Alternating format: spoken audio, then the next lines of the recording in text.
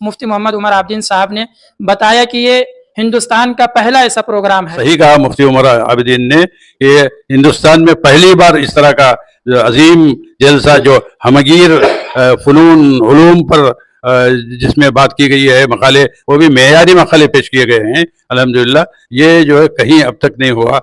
ہماری بھی عمریں جو تقریباً 77 ہو رہے ہیں، لیکن ہم نے ایسا اب تک کوئی سیمینار نہیں دیکھا۔ ہم لکھنؤ میں بھی گئے ہیں سیمینار، اعظم گڑھ میں گئے ہیں سیمینار پڑھنے کے لیے، دلی میں سب جگہ، حیدرآباد میں بھی سیمینار ہوئے، لیکن ایسا سیمینار جو ہے جو پورے ملک کے دانشوروں کو جمع کر کے ان سے ایسے موضوعات پر جو کوئی سوچ بھی نہیں سکتا کہ اس پر بھی لوگ لکھیں گے، الحمدللہ بہترین لوگوں نے، قلمکاروں نے مقالے لکھے ہیں اور کامیاب طریقے سے، مدلل طریقے سے اپنی بات کو ثابت کیا ہے۔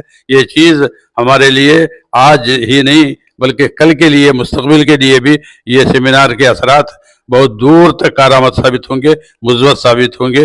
میں دعا کرتا ہوں کہ اس سیمینار کے منتظمین، مولانا کو اور مولانا کے رفقا کو اور ذمہ داروں کو، طلباء کو، اساتذہ کو اللہ تعالیٰ جزائے خیر عطا فرمائے، ان کی عمروں میں ترقی عطا فرمائے، علم و عمل میں ترقی عطا فرمائے۔ بس واقع دعوانا الحمدللہ، میں شکر گزار ہوں۔